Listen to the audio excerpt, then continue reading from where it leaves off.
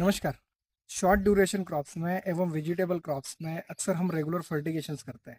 कभी दो या दो से अधिक फर्टिलाइज़रों को हम एक साथ देते हैं।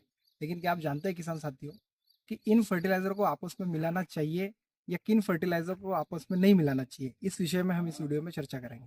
तो सबसे पहले समझते हैं किसान साथियों कंपेटिबिलिटी। कंपेटिबिलिटी ये होती है किसान साथियों, जब दो फर्टिलाइज़रों को आपस में मिलाते हैं और उसका यदि कोई रिएक्शन नहीं देखने मिलता है तो वह आपस में कंपेटेबल होते हैं।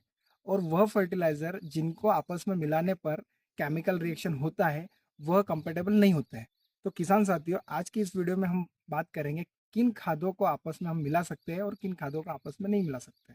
अब जैसे हम शुरुआती अवस्था से लेकर आखिर की अवस्था तक क्रॉप्स में कभी 1261, 1919, 13-045, 1340, 13-052, मैग्नीशियम सल्फेट, कैल्शियम नाइट्रेट ऐसे वाटर सॉल्युबल फर्टिलाइजर्स का यूज़ करते हैं।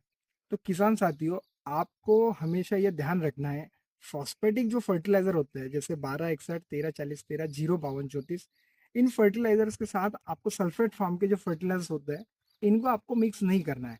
क्योंकि यदि आप फॉस्फोरस और सल्फेट फॉर्म के फर्टिलाइजर को मिक्स करोगे तो वह फॉस्फेट और सल्फेट फॉर्म आपस में रिएक्ट कर जाएगा। तो इसलिए आपको यह बात का विशेष ध्यान देना है, इनके साथ आपस में इनका फर्टिलाइजर साथ में मिलाकर फर्टिगेशन नहीं करना है। और नेक्स्ट होता है किसान साथियों, जैसे कैल्शियम नाइट्रेट होता है, यह भी जब हम फॉस्फेट के साथ कभी मिलाते हैं तो यह कैल्शियम फॉस्फेट तैयार हो जाता है। तो यह भी आपस में कंपेटेबल नहीं होता है। तो इसलिए जब भी आप फर्टिगेशन करते हैं तो कोशिश यह करिए कि सेपरेटली इनका फर्टिलाइजर इनका यूज करें आप।